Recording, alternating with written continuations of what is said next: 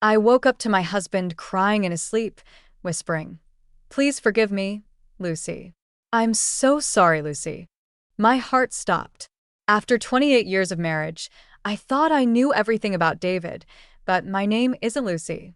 It's Margaret. Before we start, let us know in the comments where you're watching from. Don't forget to like, share, and subscribe for more powerful stories. Let me take you back to that night, because that single moment changed everything I thought I knew about my life. It was a Tuesday in March, and I remember the exact time because I stared at that digital clock for what felt like hours afterward. 2:47 a.m. I'd been sleeping peacefully next to my husband, David, when something pulled me from my dreams. At first, I thought maybe it was our neighbor's dog barking again, or perhaps the sound of a car door slamming in the distance. But as my mind cleared from sleep, I realized the sound was coming from right next to me. David was crying. Now, in 28 years of marriage, I could count on one hand the times I'd seen my husband cry. He cried when his father died. He cried when our daughter Sophie was born. He cried during that scene in the Notebook that he pretends doesn't affect him. But this was different. This wasn't the quiet, dignified tears of a man moved by beauty or loss. This was raw, desperate sobbing that seemed to come from somewhere deep in his chest.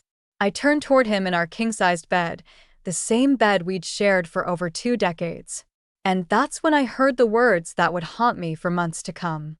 "Please forgive me, Lucy," he whispered through his tears, his voice broken and pleading. "I'm so sorry, Lucy. I never meant for this to happen." My blood turned to ice water in my veins. "Lucy." He was apologizing to someone named Lucy.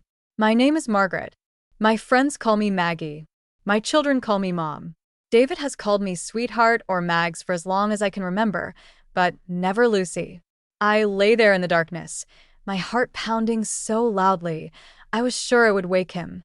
His breathing was ragged, and he kept repeating variations of the same apology. "Lucy, please don't leave me. Lucy, I can't live without you. Lucy, I love you so much." Each word felt like a physical blow to my chest. I found myself holding my breath, afraid that even the smallest sound would interrupt this horrible revelation. Part of me wanted to shake him awake, to demand answers, to scream, "Who is Lucy?" But another part of me, the part that had been trained over decades to keep peace at all costs, simply listened in stunned silence. The tears on his face caught the moonlight streaming through our bedroom window, and I could see the genuine anguish etched across his features. This wasn't just any dream. This was the face of a man tormented by guilt, by secrets, by a love that apparently wasn't meant for his wife of 28 years.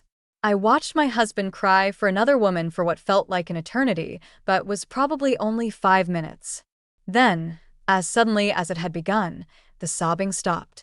His breathing evened out, and he rolled away from me, pulling the covers with him in that selfish way he'd always done. I lay there staring at the ceiling until sunrise, my mind racing with questions I wasn't sure I wanted answered. Who was Lucy? How long had David known her? Was this just a dream about someone from his past, or was Lucy very much part of his present? By morning, I had convinced myself that I must have misheard, that maybe he'd said something else entirely. But deep down, I knew better. Deep down, I knew that the man lying next to me, the man I'd built my entire adult life around, was keeping secrets that would shatter everything I thought I knew about us. Before that night changed everything, I genuinely believed I was living the American dream. I know that sounds naive now, but let me paint you a picture of what my life looked like just 48 hours before I heard the name Lucy whispered in my bedroom. Every morning at 6:30 a.m., I would wake up to the smell of coffee brewing automatically in our kitchen downstairs. David had programmed that machine when we first bought it 3 years ago, and he was so proud of himself for figuring out the timer. "Now, you don't have to get up early to make my coffee, sweetheart," he'd said, kissing my forehead. I thought it was the most romantic gesture. I would come downstairs in my robe to find David already dressed for work, reading the news on his tablet while sipping from his favorite mug, the one Sophie had painted for him in 3rd grade that said, "World's Best Dad," in wobbly letters. He'd look up when I entered the kitchen, smile, and say, "Good morning, beautiful. Sleep well?" Every single morning. Like clockwork. Like a baby, I'd always respond, pouring my own coffee into the mug that matched his, the one that said, "World's Best Mom." Our Sunday mornings were sacred. We'd drive to Miller's Diner, the same booth in the corner, and David would order the full breakfast while I got the fruit and yogurt parfait. He'd steal bites of my strawberries, and I'd pretend to be annoyed. "Get your own fruit," I'd say. But I'd push the bowl closer to him anyway. After breakfast, we'd walk through the farmer's market, and David would carry all my bags while I picked out vegetables for the week. "You spoil me," I'd tell him. "That's what husbands are for," he'd reply, and I'd feel so grateful to have found my person. Our dinner table was where I felt most proud of the life we'd built. Every evening at 7 p.m., David would come home from his insurance office, loosen his tie, and tell me about his day while I finished cooking. "Smells incredible in here," he'd say. "How did I get so lucky to marry a woman who can cook like this?" I'd beam with pride as I set his plate down in front of him. "I tried a new recipe today. Lemon herb chicken with roasted vegetables." "You're amazing, Mags. Absolutely amazing." When our friends, the Johnsons, got divorced after 25 years, I remember David shaking his head sadly. "I don't understand how people just give up on marriage," he said. "Look at us. We've been together 28 years, and we're still crazy about each other." I'd nod in agreement, feeling secretly superior to couples who couldn't make it work. At neighborhood barbecues, I'd watch David's face light up when someone complimented my potato salad or asked about our anniversary plans. He'd put his arm around my waist and say, "Maggie's the best thing that ever happened to me. I don't know what I'd do without her." Just 2 months before the Lucy incident, our daughter Sophie had called with the most wonderful news. "Mom, Jason proposed. We're engaged." I'd squealed with delight, immediately starting to plan the wedding in my head. That very evening, I'd secretly started researching a surprise 30th anniversary trip to Italy for David and me. I'd found the perfect romantic villa in Tuscany, imagining us walking through vineyards, taking cooking classes together, renewing our vows in a small Italian chapel. I felt so secure in our love, so confident in our future. I'd look at David reading in his recliner each evening and think, this is what happiness looks like. This is what a successful marriage looks like. I was the wife who had it all figured out. I was the woman other women envied. I was living proof that true love and lasting marriage were possible. I was also living a complete lie. But I wouldn't discover that for another 2 days. A small but piercing moment that hints at deeper problems. 2 days after the Lucy incident, I was desperately trying to convince myself that I had imagined the whole thing. Maybe I'd been dreaming, too. Maybe David had said Lucy, but meant something else entirely. Maybe I was just being paranoid, letting my imagination run wild over nothing. But then came Thursday night dinner, and everything changed. I had made David's favorite meal, my grandmother's meatloaf recipe, with garlic mashed potatoes and green beans. I'd even stopped by the bakery on my way home from the library to pick up that German chocolate cake he loved.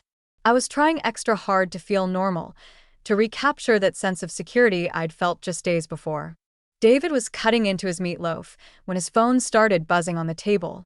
Once, twice, 3 times in rapid succession. "Seems like someone really wants to reach you," I said with a laugh, trying to keep my tone light.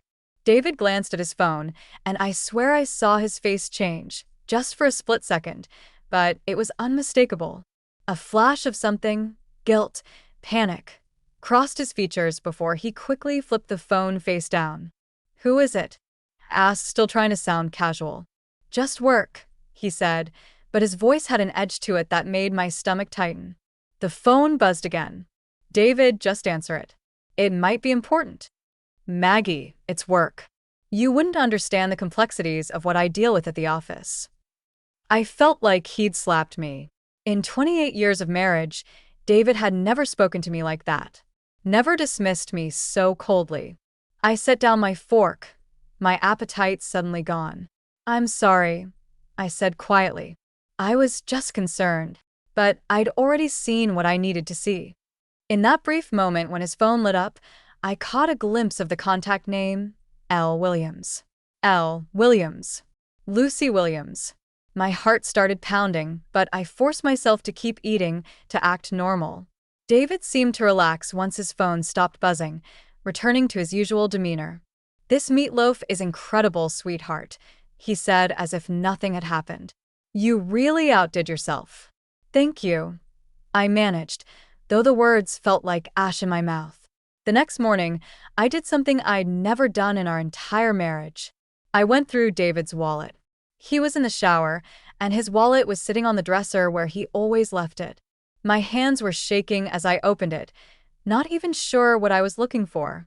Credit cards, his driver's license, a photo of Sophie and Ryan from last Christmas, insurance cards, and then I found it. Tucked behind his business cards was a small white card with elegant script. "Lucy Williams, Premium Real Estate, turning dreams into addresses." I stared at that card for what felt like forever. Lucy Williams. She was real. She existed. And David had her business card in his wallet. When David came out of the bathroom, towel around his waist, I was sitting on the edge of our bed, the card in my hand. "David," I said, my voice surprisingly steady. "Who is Lucy Williams?" He froze. Actually froze mid-step like I'd caught him stealing. "What? "Where did you get that?" "It was in your wallet." "Who is she?" David's face flushed red. "Maggie. What were you doing going through my wallet?" "I was looking for our insurance card." "You didn't answer my question." "Who is Lucy Williams?" "She's helping me look at some investment properties." "Real estate opportunities." "Investment properties? Since when are we looking at investment properties?" "Since I started thinking about our future, about retirement." "I wanted to surprise you." His explanation sounded rehearsed, like he'd been practicing it. And why was he getting so defensive if this was just business? "David, you're scaring me. You've been acting strange, and now I find this woman's card in your wallet." "Maggie, stop. Just stop." His voice was sharp, impatient. "You're being paranoid.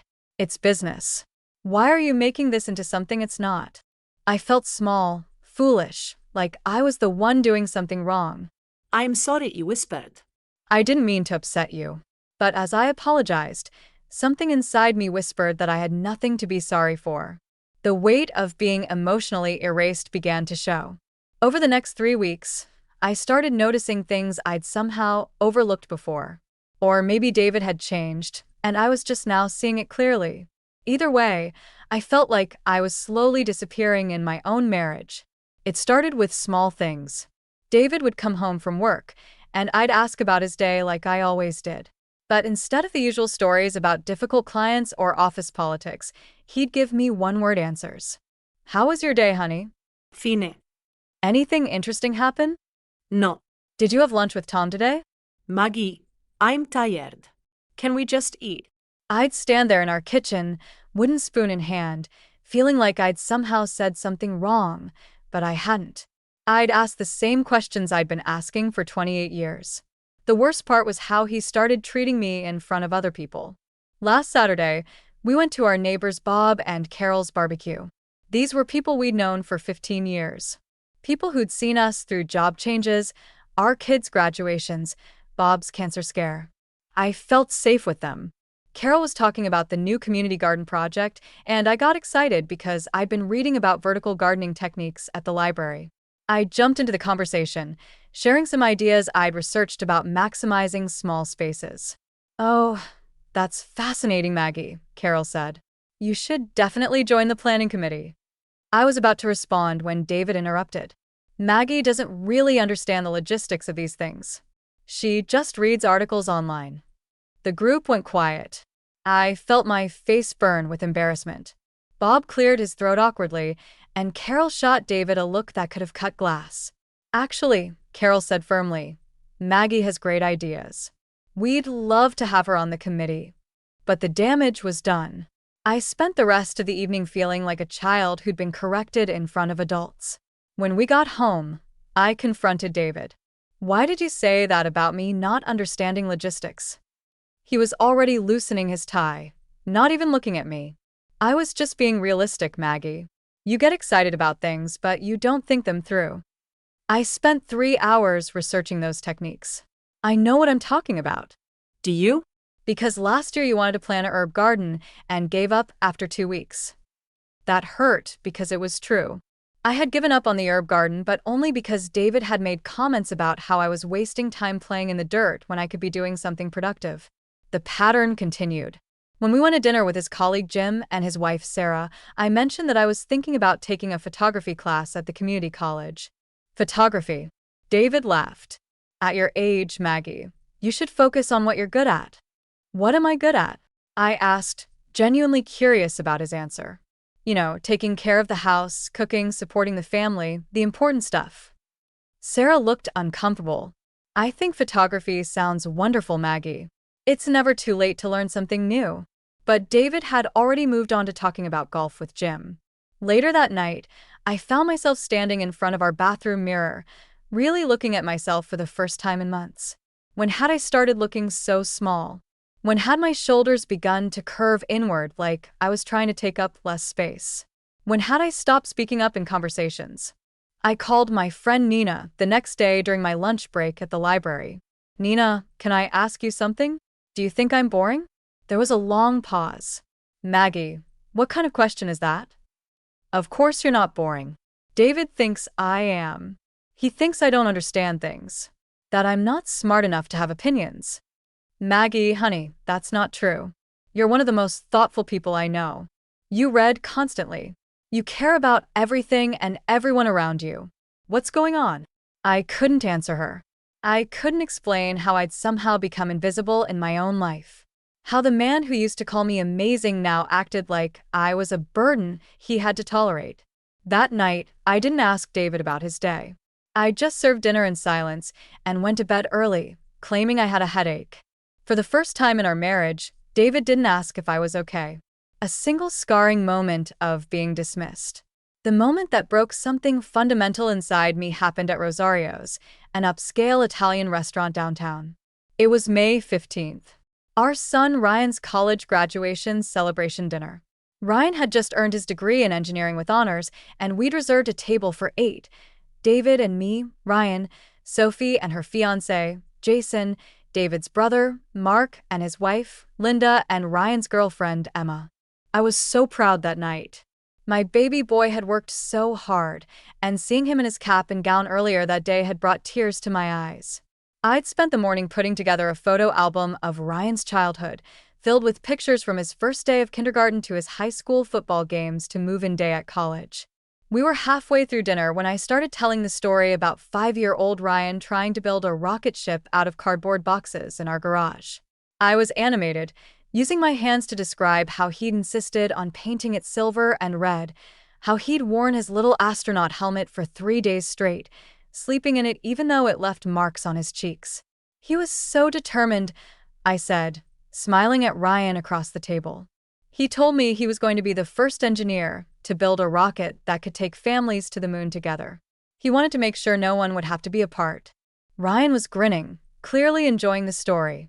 Emma was laughing, her hand on Ryan's arm. Sophie was filming with her phone, wanting to capture the moment. Even Mark and Linda were chuckling. And then I continued. When his rocket wouldn't actually fly, he came inside crying and said, "Mommy, I think I need to go to engineering school to learn how rockets really work." He was 5 years old. Can you believe that? Even then, he knew exactly what he wanted to do with his life. I was looking at Ryan with such love and pride when David's voice cut through the warm atmosphere like a knife. Maggie, you're boring everyone with your mom stories. Let's talk about something interesting. The table went completely silent. The kind of silence that makes you aware of every sound. The clinking of silverware at other tables, the murmur of conversation from the bar, the soft jazz music playing overhead. I felt like everyone in the restaurant was suddenly looking at me. Ryan's smile disappeared. Dad, I love hearing Mom's stories. She tells the same ones over and over, David said, cutting into his veal like nothing had happened. How many times have we heard about the rocket ship? My face felt like it was on fire. I looked down at my barely touched chicken parmesan, unable to meet anyone's eyes. 28 years of marriage, and my husband had just told a table full of our family that I was boring, that my memories of our children were tedious, that my love for my son was somehow annoying. Sophie's voice was sharp when she spoke. Dad, that was completely out of line. What? I'm just saying we don't need to rehash every childhood story. Ryan's graduated college now. He's an adult. Those stories are part of who he is, Emma said quietly but firmly.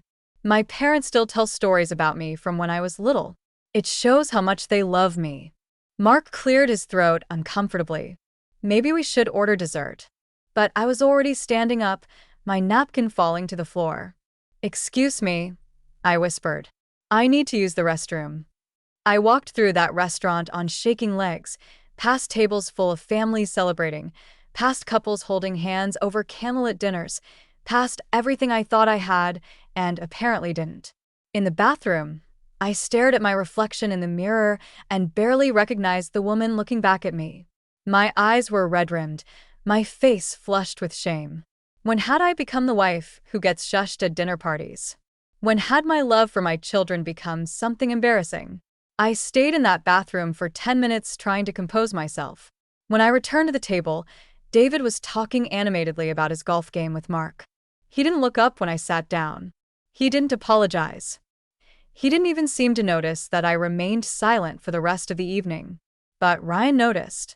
My sweet boy reached under the table and squeezed my hand, whispering, "I love your stories, Mom." Always. That small gesture of love from my son only made David's cruelty hurt more. She quietly begins to withdraw. After the humiliation at Ryan's graduation dinner, something fundamental shifted inside me. I didn't make a dramatic announcement or have a big confrontation with David. I simply started pulling away, like a flower closing its petals when the sun disappears behind clouds. It began the very next morning. David came downstairs expecting his usual coffee and morning conversation. But I was already dressed for work, my travel mug in hand. "You're leaving early," he observed, buttering his toast. "Yes," I said simply, and walked out the door. For the first time in our marriage, I didn't ask David about his plans for the day. I didn't remind him about his dentist appointment. I didn't leave him a note saying, "Have a great day," like I had for thousands of mornings before. I just left. At the library, my coworker Janet noticed the change immediately. "You seem different today, Maggie." Quieter. "I'm fine," I said. But even I could hear how flat my voice sounded. That evening, I didn't ask David how his day went when he came home. I served dinner, leftover meatloaf and reheated vegetables, and ate in silence while he scrolled through his phone. "Everything okay?" he asked absently, not even looking up from his screen. "Everything's fine," I replied. And it was fine in a way. For the first time in months, I wasn't walking on eggshells. I wasn't trying to gauge his mood or find the perfect thing to say. I wasn't performing the role of the cheerful, supportive wife. I was just existing in the same space as him. The next week, I started taking a different route to work, one that led me past Riverside Park. I began stopping there every morning before going to the library, sitting on a bench by the duck pond with my coffee. For 30 minutes each day, I watched the ducks glide across the water and listened to the sound of my own breathing. No one expected anything from me there. No one could dismiss me or make me feel small. I started eating lunch alone in the library's break room instead of going home to make David sandwiches like I used to do twice a week. When he mentioned this in passing, I simply said, "I've been busy at work." My friend Nina called one Tuesday evening while I was reading in the living room. "Hey, stranger," she said. "I feel like I haven't really talked to you in weeks. Want to grab coffee tomorrow?" "I'd love to," I said, and realized I meant it. The next day, Na and I sat in our favorite cafe, the one with the mismatched chairs and the barista who knew everyone's order by heart. "You look different," Na said, studying my face. "I can't put my finger on it." "Different how?" "Sadder, maybe? But also, I don't know, like you're not trying so hard."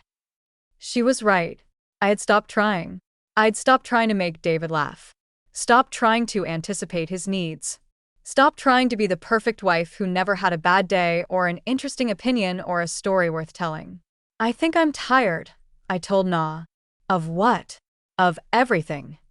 We sat in comfortable silence for a while, watching the afternoon crowd come and go.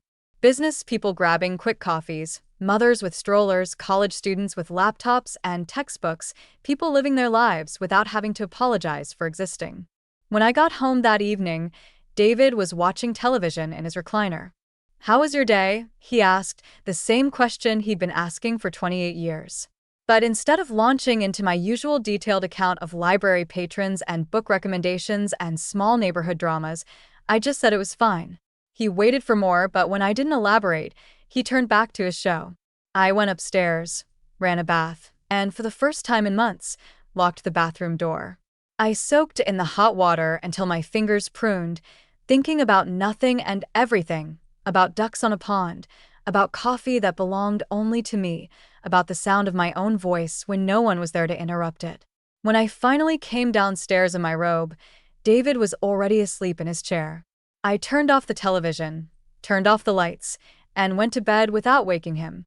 I was learning to take up less space in my own marriage, but somehow I was beginning to feel like more of myself than I had in years. Her lowest point emotionally and mentally. The breaking point came on a Thursday afternoon in June.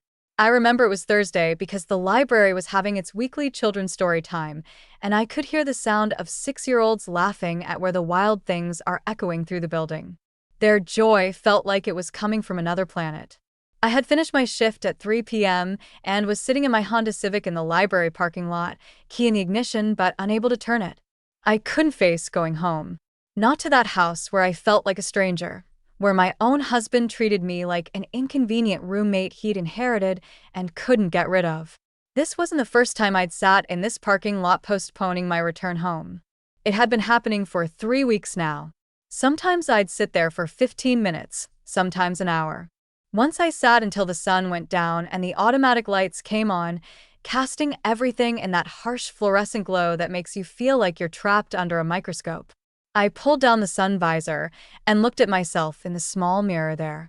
The woman staring back at me was almost unrecognizable. My hair, which I used to curl every morning, hung limp and lifeless around my face. My skin looked gray, like I'd been living underground. But it was my eyes that shocked me the most. They looked hollow, defeated, like all the light had slowly leaked out of them. When had I become this person? When had I started looking like a ghost of myself? I thought about going to Na's house, but what would I say? That my husband of 28 years found me boring? That he dismissed everything I said? That I suspected he was having an affair with someone named Lucy, but was too afraid to confront him about it? It all sounded so pathetic when I put it into words. Instead, I drove to Walmart and wandered the aisles aimlessly for 2 hours. I pushed an empty cart through housewares, past the groceries, through the clothing section, not buying anything, not really seeing anything, just walking because it was better than sitting in that car. Better than going home to pretend everything was normal. At the pharmacy section, I stopped in front of the sleep aids. For just a moment, I wondered what would happen if I took too many. If I could just sleep and not wake up to this life where I felt invisible, where the person who was supposed to love me most made me feel worthless. The thought scared me so much that I abandoned my empty cart and practically ran out of the store. In my car again, I finally broke down. Not the pretty crying you see in movies, but the ugly gasping sobs that come from somewhere deep in your chest. I cried for the woman I used to be. I cried for the marriage I thought I had. I cried for feelings so small and insignificant that I wondered if anyone would even notice if I disappeared. My phone rang. It was Na. "Maggie, I was just thinking about you. Are you okay? You sounded so sad yesterday." I tried to answer, but only more sobs came out. "Maggie, where are you? I'm coming to get you." I'm in the Walmart parking lot."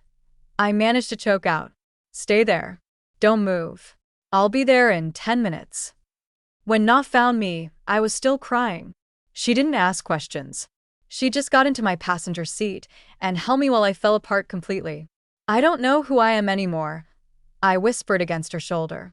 "I've been Mrs. Davidson for so long, I forgot there was a Maggie underneath. I feel like I'm disappearing, like I'm becoming invisible even to myself." "You're not invisible to me," Na said firmly. "You're one of the strongest, most caring people I know, and you deserve so much better than this." That night, I slept in our guest room for the first time. When David asked why, I told him I had a headache. He didn't question it. He didn't seem concerned. He just said, "Okay," and went back to watching his show. And that's when I knew I had hit the very bottom of my life. The discovery that changed everything happened on a Saturday morning in July, exactly 3 weeks after my breakdown in the Walmart parking lot. David had announced he was going to a weekend insurance conference in Chicago, the same conference he'd attended for the past 5 years. I'd grown so accustomed to his business trips that I barely looked up from my coffee when he mentioned it. "I'll be back Sunday night," he said, wheeling his overnight bag toward the door. "Don't wait up if I'm late. Drive safely." I replied automatically, the same response I'd given him hundreds of times before. But this time was different. This time, I was paying attention. I was doing laundry that afternoon, a mindless task that had become strangely comforting since my world started falling apart. I was going through David's pants pockets, the same routine I'd done for 28 years, checking for receipts, loose change, forgotten business cards. David was notorious for leaving things in his pockets, and I'd learned long ago to check everything before throwing clothes in the wash. In the pocket of his gray dress pants, the ones he'd worn to work on Friday, I found a folded piece of paper. At first glance, it looked like just another business receipt. But when I unfolded it, my heart stopped. It was a hotel receipt from the Marriott downtown, room 1247. 2 guests. Check-in Friday, July 10th. Check-out Saturday, July 11th. But July 10th wasn't a workday. July 10th was yesterday. And according to this receipt, David had been at a hotel in our own city while telling me he was at the office, then claiming he was leaving for Chicago. My hands were shaking as I stared at the itemized charges. 2 bathrobes, champagne service, room service for 2, a $300 dinner charge from the hotel restaurant. But what made my stomach drop completely were the dates. July 10th and 11th weren't just any weekend. They were our 28th wedding anniversary weekend. The weekend I'd spent alone reading in bed while David was supposedly working late Friday and then leaving early Saturday for his conference. I sat on our bedroom floor surrounded by piles of laundry, holding this piece of paper that proved my husband had spent our anniversary in a hotel room with another woman. Not just any woman. I was certain it was Lucy Williams. The rational part of my brain tried to find innocent explanations. Maybe it was a work dinner that ran late. Maybe he'd had too much to drink and got a room instead of driving home. Maybe there was a perfectly reasonable explanation for why my husband was charged for 2 bathrobes and champagne service. But deep down, I knew. I'd known since that night I heard him crying for Lucy. I'd known since I found her business card. I'd known since he started treating me like I was an inconvenience in his life. I walked downstairs to our home office, my legs feeling like they might give out beneath me. David and I shared an iPad for things like checking email and reading the news. He never thought I paid attention to his accounts, but after 28 years of marriage, I knew his passwords. They were always variations of our children's names and birthdays. I logged into his email account with trembling fingers. And there they were. Months and months of emails between David and Lucy Williams. The subject lines made me physically sick. "Can't wait to see you again. D. Missing you already. L. My wife doesn't understand me like you do. D. When can we be together for real? L. I never stopped loving you. D. I clicked on the most recent email sent yesterday morning. Lucy, our anniversary getaway was perfect. I can't keep living this lie much longer. Margaret is a good woman, but she's not you. She's never been you. I'm going to tell her about us when I get back from this fake Chicago trip. I want to be with you officially. I love you, David." I read that email 3 times before it fully sank in. Our anniversary getaway. He called it their anniversary getaway. While I was at home alone thinking he was working, he was celebrating our marriage anniversary with another woman. I printed everything. Every email, every attachment, every photo they'd sent each other. I printed the hotel receipt. I printed credit card statements that showed dinner charges at restaurants I'd never been to. Charges for jewelry I'd never received. Charges for flowers that had never arrived at our house. By the time I was finished, I had a stack of papers 3 inches thick, 28 years of marriage. And this was what it had come to. evidence of betrayal printed in black and white on our home printer. I sat in David's office chair at 2 a.m., surrounded by the wreckage of my marriage. And for the first time in months, my mind felt crystal clear. I wasn't crazy. I wasn't boring.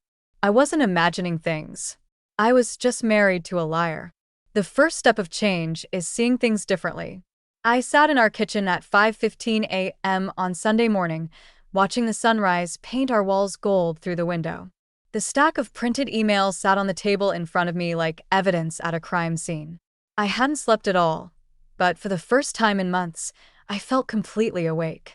It's strange how clarity can hit you all at once, like someone suddenly turning on lights in a room where you'd been stumbling around in the dark. Everything that had confused me, everything that had made me question my own sanity suddenly made perfect sense. David's dismissive comments weren't about me being boring.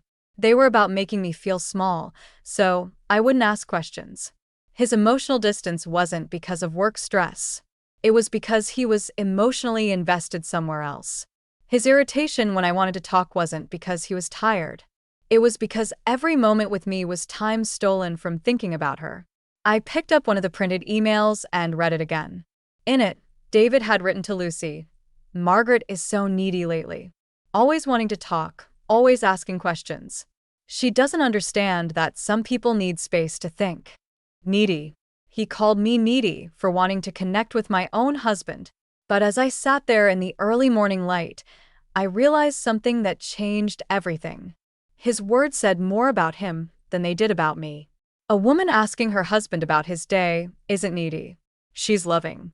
A wife sharing stories about their children isn't boring. She's sharing joy. A woman suggesting new activities and interests isn't foolish. She's growing. I had spent months believing his version of me. I had started seeing myself through his eyes, which were apparently clouded by guilt and resentment.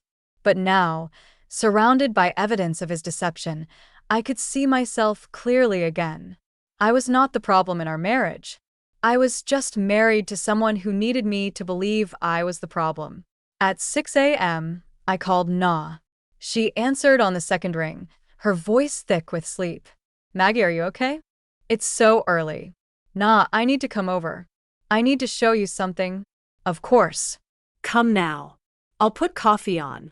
30 minutes later, I was sitting at Na's kitchen table, watching her face change as she read through the emails. She looked up at me every few pages, her expression growing more shocked and angry. "Maggie," she said finally, setting down the last page. "I'm so sorry. This is awful." But I surprised us both by not crying. Instead, I felt oddly calm, like a fever had finally broken. "I'm not sorry," I said. "I mean, I'm sorry it happened, but I'm not sorry I found out. Nah, I thought I was losing my mind. I thought I was becoming this pathetic, clingy woman who couldn't hold her husband's interest." "You were never pathetic," Na said firmly. "But I felt pathetic. He made me feel pathetic. And now I know why. It wasn't because I wasn't enough. It was because he wasn't enough. He wasn't enough of a man to be honest with me. He wasn't enough of a husband to end our marriage before starting another relationship. He wasn't enough of a human being to treat me with basic respect while he was betraying me." Na reached across the table and took my hand. "What are you going to do?" For the first time in months, I knew exactly what I was going to do. "I'm going to stop being sorry for existing," I said. "I'm going to stop making myself smaller so he can feel bigger, and I'm going to stop letting him write the story of who I am." I pulled out my phone and opened the camera app. "Take a picture of me," I told Na. What? Why? "Because I want to remember this moment. I want to remember the exact moment I stopped being David's victim and started being Maggie again." Na took the picture. In it, I'm sitting at her kitchen table surrounded by evidence of my husband's betrayal. But my eyes are clear and determined. I look like a woman who has just remembered her own worth. Later that morning, I drove to the community college and enrolled in that photography class David had mocked me for wanting to take. I paid for it with money from our joint account. And for the first time in years, I didn't feel guilty about spending money on myself. Something powerful had awakened in me overnight. It wasn't anger. Not yet. It was something much more dangerous to a man like David. It was self-respect. Behind the scenes, she starts preparing. The woman who returned home Sunday evening when David got back from his Chicago conference was not the same woman who had discovered those emails 48 hours earlier. But David couldn't see the difference. And that was exactly what I was counting on. "How was your weekend?" he asked, setting down his suitcase in our entryway. "Quiet," I replied, which was technically true. I had been very quiet about opening a new bank account, researching divorce attorneys, and enrolling in photography classes. Good. I'm exhausted. Conference ran late, and the drive back was brutal. I nodded sympathetically, the same way I'd done 1,000 times before, while internally marveling at how easily he lied. According to his credit card statements, he'd never left the city. According to the hotel receipt still hidden in my purse, he'd spent Saturday morning having room service breakfast with Lucy Williams. That Monday, during my lunch break at the library, I walked 3 blocks to First National Bank and opened my own checking account for the first time in 28 years. The young banker, probably fresh out of college, seemed surprised when I explained I'd never had my own account. "Really? Never?" she asked. "My husband and I have always shared everything," I said. "But I'm starting to think it's time I had some financial independence." I deposited $200 from our joint account. Not enough for David to notice, but enough to start. Over the next 2 weeks, I would transfer small amounts, $150 here, $300 there. Money from grocery budget surplus when I bought generic brands instead of name brands. Money from the household fund when I chose not to replace the living room curtains David had mentioned looking dated. Every transfer felt like a small act of rebellion, a tiny step toward freedom. I scheduled consultations with 3 different divorce lawyers, using vacation time from the library that I told David was for dental appointments and doctor visits. The first lawyer, Mr. Harrison, was expensive and intimidating. The second, Mrs. Chun, was warm but seemed overwhelmed with cases. The third, Sarah Williams, no relation to Lucy, I confirmed, was perfect. She was sharp, experienced, and most importantly, she understood exactly what I was dealing with. "Mrs. Chun," she said during our consultation, "I want you to know that what your husband has done constitutes not just adultery, but financial deception. Using marital funds to support an affair gives us significant leverage." I liked the way she said us. For the first time in months, I felt like someone was on my team. "Document everything," Sarah advised. "Keep copying financial records. Track his patterns. The more evidence we have, the stronger your position will be." So I became a detective in my own marriage. I photographed credit card statements before David could see them. I noted when he worked late and cross-referenced those times with restaurant charges on our accounts. I discovered he'd been taking Lucy to dinner every Thursday for 4 months, always to places I'd mentioned wanting to try. But my favorite act of rebellion was the photography class.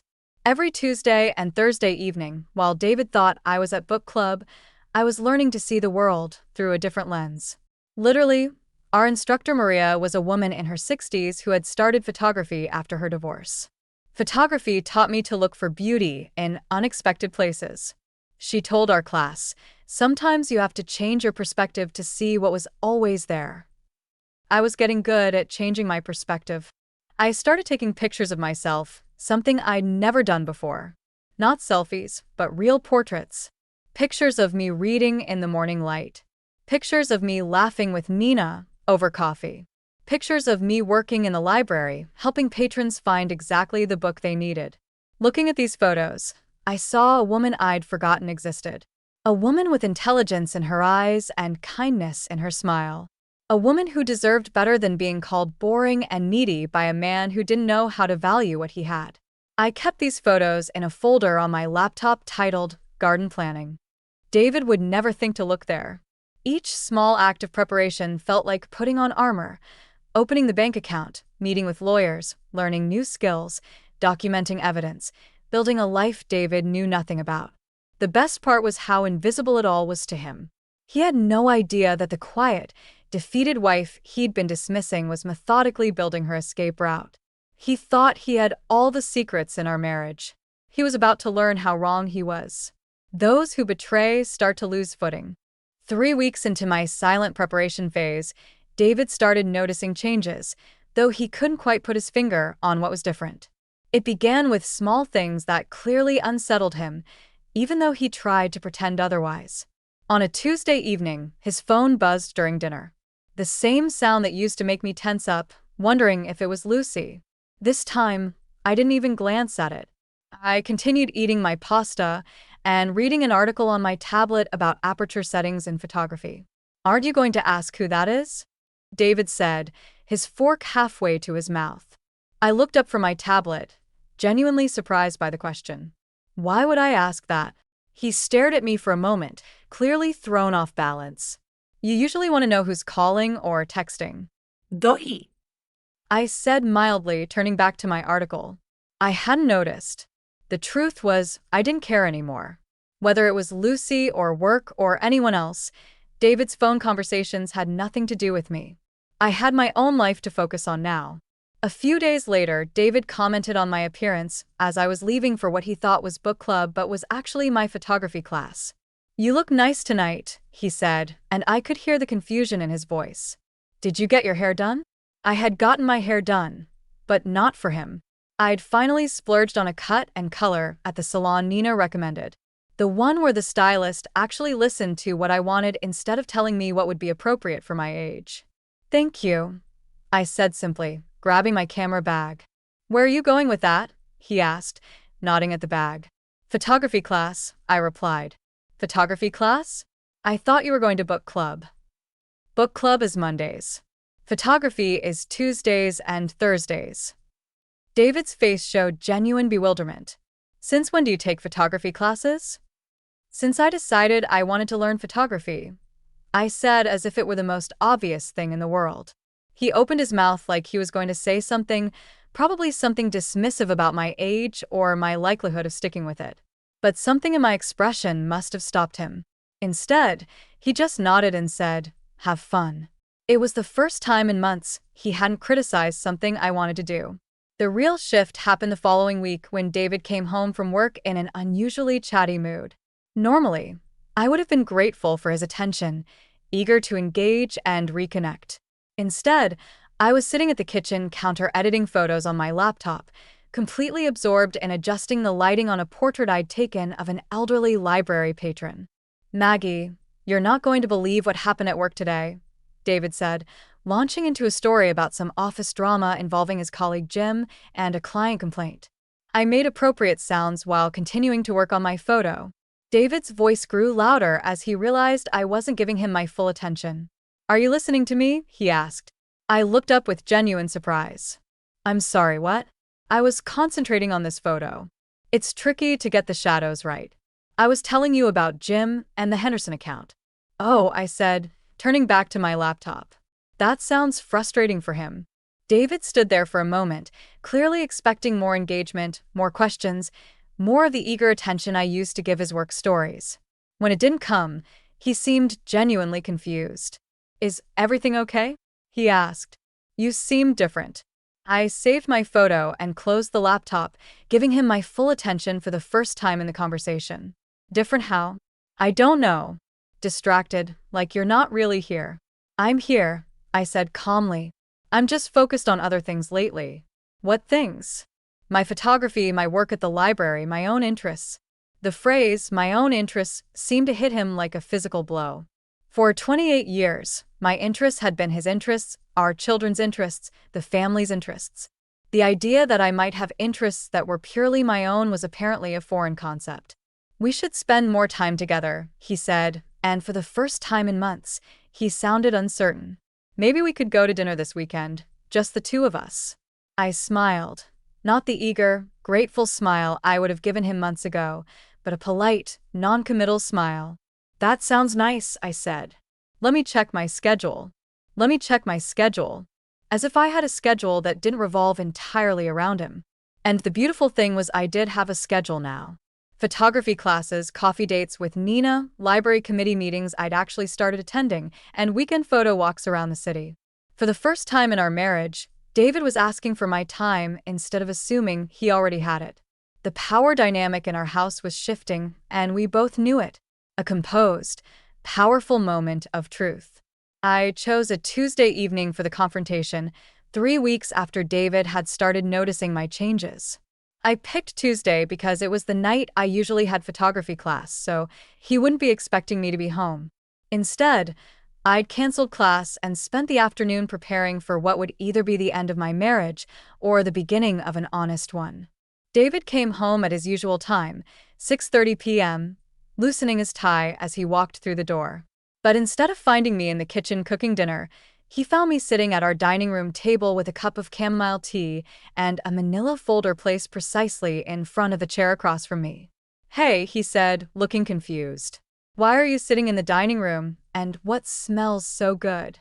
"I ordered Chinese takeout," I replied calmly. "It's keeping warm in the kitchen." "Please sit down, David. We need to talk." Something in my tone made him stop mid-step. I'd never used that voice with him before. Not angry, not pleading, just completely matter-of-fact. He looked at the folder, then at my face, trying to read my expression. "What's this about?" he asked, but he sat down anyway. I slid the folder across the table to him. "We need to talk about Lucy Williams." The change in David's face was immediate and unmistakable. The color drained from his cheeks, and his eyes went wide with what could only be described as panic. For a moment, he just stared at the folder like it might explode. "Maggie, open it," I said quietly. With shaking hands, David opened the folder. The first page was the hotel receipt from their anniversary weekend getaway. The second page was a printout of his email to Lucy saying, "I never stopped loving you." The third page showed credit card charges for jewelry I'd never received and restaurant dinners I'd never shared. I watched his face as he flipped through page after page of evidence. Hotel receipts, email printouts, bank statements, even a photo I'd found on his phone of him and Lucy at a wine bar downtown, her hand on his chest. Both of them laughing. "Where did you get all this?" he whispered. "From you," I said simply. "From your email account, your wallet, your pants pockets, your credit card statements. David, I've been doing your laundry and managing our household finances for 28 years. You left a trail of evidence in every load of wash and every monthly statement." David set the folder down and put his head in his hands. "Maggie, I can explain." "I'm not asking for explanations," I interrupted, my voice steady and calm. "I'm telling you what's going to happen next." He looked up at me, and I could see genuine fear in his eyes. This wasn't the scared, apologetic wife he'd grown accustomed to dismissing. This was a woman who had done her homework. "I know about the affair. I know it's been going on for 8 months. I know you spent our anniversary weekend with her while I was home alone. I know you've been using our joint credit card to buy her gifts and take her to restaurants. I know you told her I was needy and boring. And I know you told her you never stopped loving her." Each revelation hit him like a physical blow. "Maggie, please let me." "I'm not finished," I said firmly. "I also know that you've been planning to leave me for her. I read the email where you promised to tell me about the affair when you got back from your fake Chicago conference." David's mouth opened and closed, but no words came out. "Here's what's going to happen," I continued. "Tomorrow morning, you're going to call a divorce attorney and start the process. You're going to be fair and honest about our assets, and you're going to agree to mediation instead of dragging this through a contentious court battle." "Maggie, wait." "Or," I said, raising my voice slightly for the first time, "I'll call Sophie and Ryan and your brother Mark and your boss, Jim, and I'll show them this folder. I'll tell them exactly how their father, brother, and colleague spent his 28th wedding anniversary." The threat hung in the air between us. David knew as well as I did that his relationship with our children would never recover from learning he'd cheated on their mother during their anniversary weekend. "You don't understand," David said desperately. "Lucy and I have history. We dated in college before I met you. When she moved back to town, we just reconnected. And you lied to me every day for 8 months, I finished. "David, I don't care about your history with Lucy. What I care about is that you turned me into a stranger in my own marriage while you figured out your feelings for someone else." I stood up from the table, my legs steady beneath me. "I've already found an attorney. I've already opened my own bank account. I've already started building a life that doesn't depend on you lying to me every day." David's face crumpled. "Maggie, please. Can't we try to work this out? I'll end it with Lucy. I'll do whatever you want. I looked at my husband of 28 years, and for the first time in months, I felt something close to pity for him. David, I said softly, the time to do whatever I wanted was 8 months ago, before you decided to have an affair. The time to work things out was before you made me feel like I was going crazy for noticing you were acting strange. The time to choose me was before you chose her. I picked up my car keys from the table. I'm going to Na's house tonight. When I come home tomorrow, I expect you to have called an attorney. As I walked toward the door, David called after me. Maggie, what am I supposed to tell Lucy? I turned back to him one last time. Tell her the truth, David. It's about time you tried it. A final, unexpected moment that shifts everything. The next evening, as promised, David called to tell me he'd contacted a divorce attorney. But what he said next completely blindsided me, even though I thought I'd prepared for every possibility. Maggie, there's something else you need to know. His voice was shaky through the phone. I called Lucy today to tell her about everything, about you finding out about the divorce. I was sitting in Na's guest room, and I set down the photography magazine I'd been reading. Okay. She hung up on me, David said, and I could hear the confusion in his voice. But then she called back an hour later, and she was furious. Maggie, she didn't know I was still married. The magazine slipped from my hands. What do you mean she didn't know? I told her I was divorced. I told her you and I had separated 2 years ago, and we're just waiting for the paperwork to be finalized. She thought she was dating a divorced man. I sat in stunned silence processing this information. Lucy Williams, the woman I'd spent months hating, the woman I'd imagined as a ruthless homewrecker who'd stolen my husband, had no idea she was having an affair with a married man. She wants to meet you, David continued. She wants to what? She wants to apologize.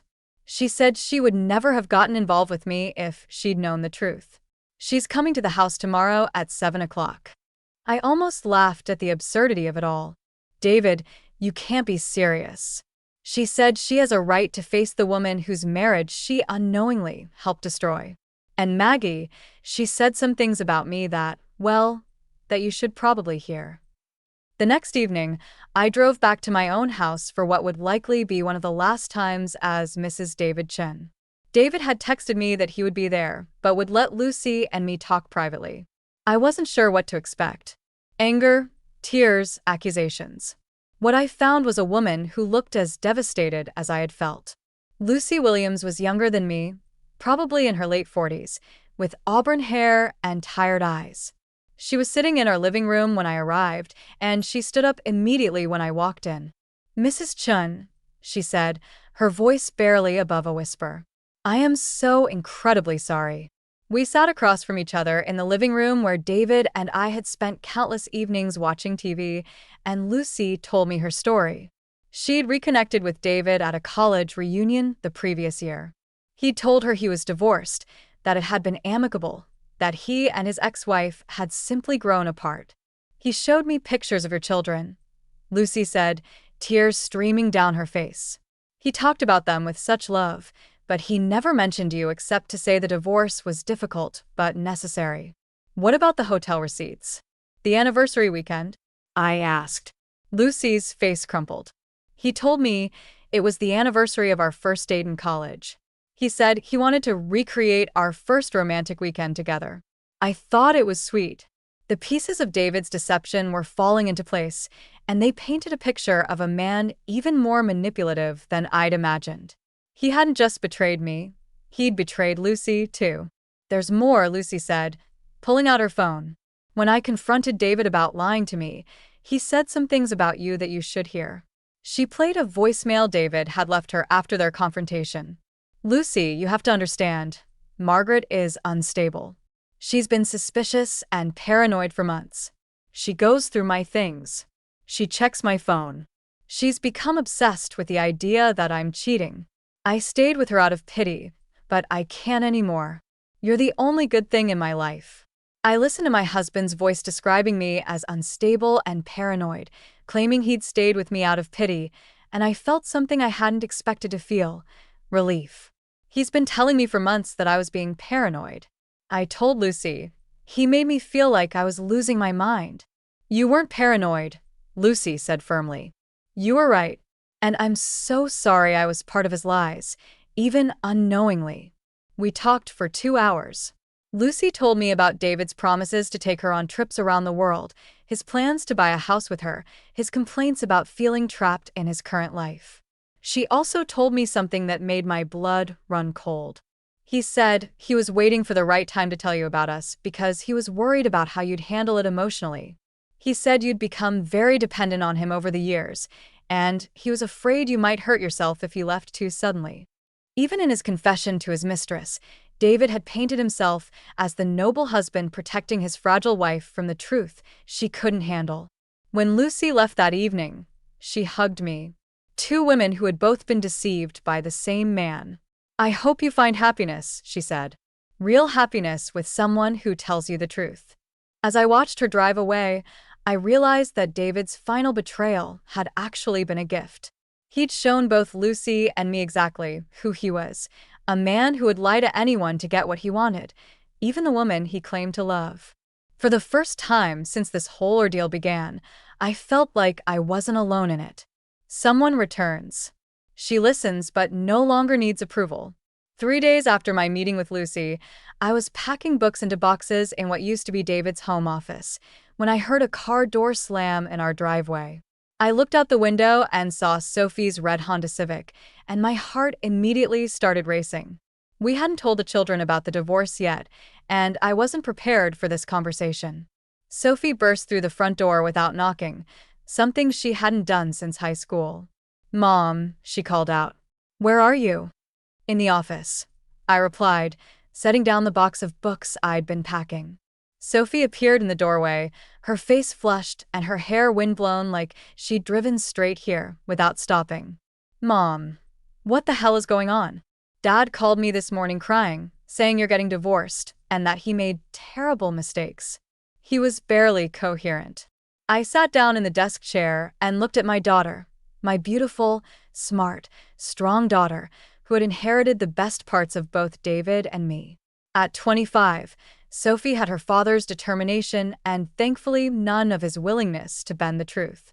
Come sit down, honey, I said, patting the chair across from me. We need to talk. For the next hour, I told Sophie everything about finding the hotel receipt, about the months of emails with Lucy Williams, about David's lies to both of us, about feeling invisible in my own marriage. I showed her some of the evidence I'd gathered, though I spared her the most painful details.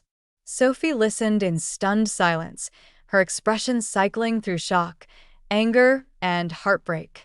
When I finished, she sat quietly for several minutes, staring at her hands. Mom, she finally said, her voice thick with emotion. I'm so sorry. I had no idea Dad was treating you that way.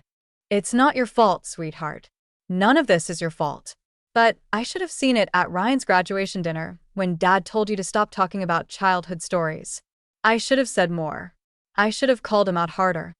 Sophie, you did stand up for me. You and Ryan both did. That meant everything to me.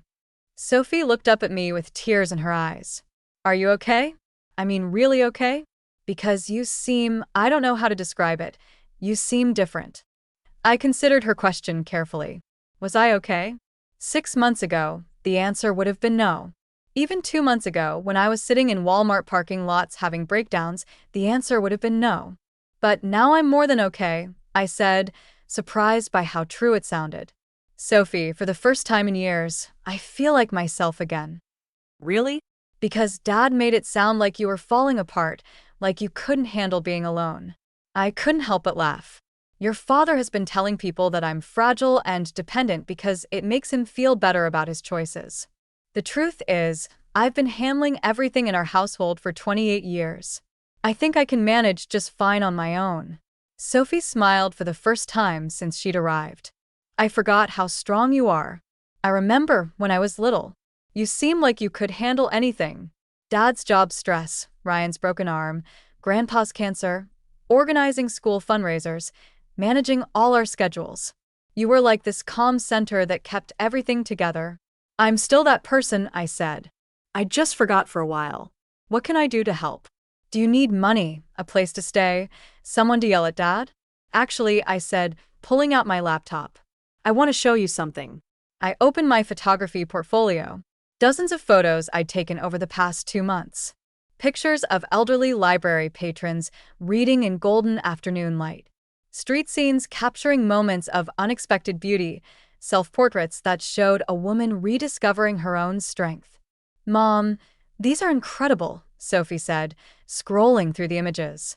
When did you get so good at photography? I've been taking classes, learning new things, remembering that I'm allowed to have interests and dreams that belong just to me. Sophie hugged me then, and I could feel her relief. I was so scared you were going to be broken by this, she whispered. But you're not broken at all. You're free. I am free, I agreed. For the first time in decades, I'm completely free to be whoever I want to be. Before Sophie left, she asked if I was sure about the divorce, if there was any chance David and I could work things out. Honey, I said, walking her to her car. Your father spent 8 months lying to me every single day.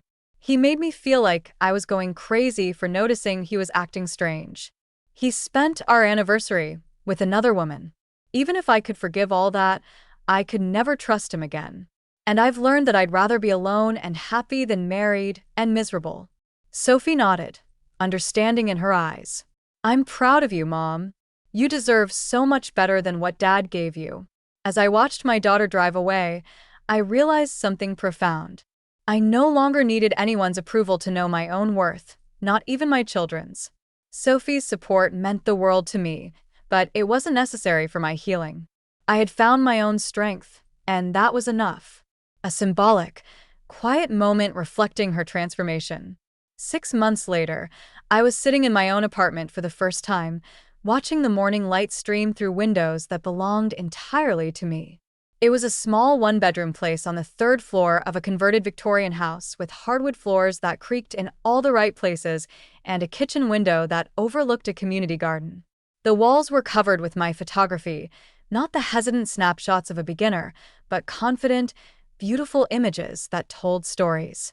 There was the portrait of Mrs. Henderson from the library, her weathered hands holding a worn copy of Pride and Prejudice, her eyes bright with the joy of revisiting an old friend.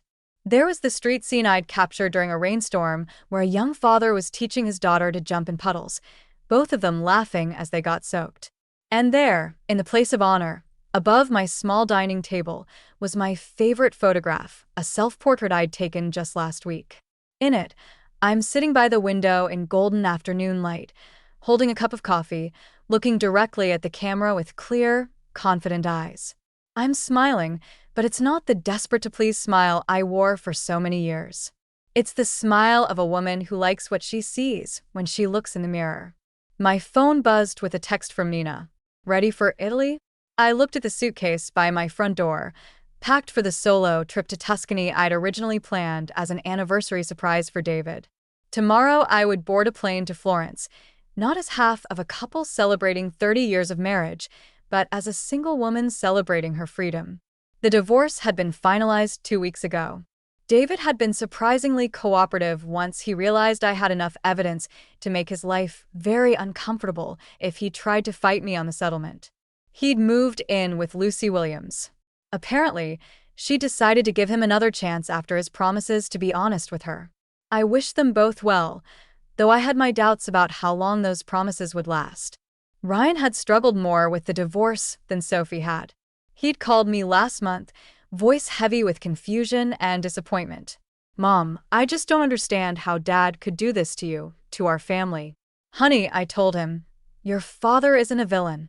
He's just a man who made selfish choices and then lied to cover them up. People are complicated. You can love someone and still acknowledge that they've hurt you. But how are you so calm about it? Aren't you angry? I thought about that question for a long time before answering. I was angry for a while, but staying angry was like drinking poison and expecting your father to get sick. The best revenge against someone who tried to make you feel small is to live a big, beautiful life. There was a knock at my apartment door. I opened it to find my neighbor, Mrs. Chen. No relation to my ex-husband, just one of those coincidences that had made me laugh when I signed my lease. She was holding a plate of homemade cookies, and wearing a concerned expression. "Margaret, dear, I noticed you're leaving tomorrow. Are you sure you should be traveling alone? It's such a big trip for a woman by herself." 6 months ago, her concern would have made me second-guess myself. It would have set me spiraling into doubt about whether I was being foolish, whether I should play it safe, whether a 54-year-old divorced woman had any business wandering around Italy with nothing but a camera and a guidebook. Instead, I smiled warmly and said, "Mrs. Chun, I've spent the last 28 years being afraid of doing things alone. I think it's time I found out what I'm capable of." As I closed the door and returned to my packing, I caught my reflection in the hallway mirror. The woman looking back at me was someone I was still getting to know, but someone I genuinely liked. She had laugh lines around her eyes and silver streaks in her hair that she'd stopped covering up. She wore clothes that made her feel confident rather than invisible. She took up space without apology. That evening, I sat in my favorite chair with a glass of wine and my photography journals, planning shots I wanted to capture in Italy. The Duomo at sunrise, street vendors in local markets, maybe some self-portraits in front of the Ponte Vecchio documenting this chapter of my life. My phone rang. It was David. "Maggie, I know we're not supposed to be in contact, but I just wanted to say I hope you have a wonderful trip. You deserve to be happy." "Thank you, David," I said simply. "I hope you find what you're looking for, too." After I hung up, I realized something profound. I no longer felt angry when I heard his voice. I didn't feel hurt or betrayed or bitter. I felt nothing more than polite concern for someone I used to know very well.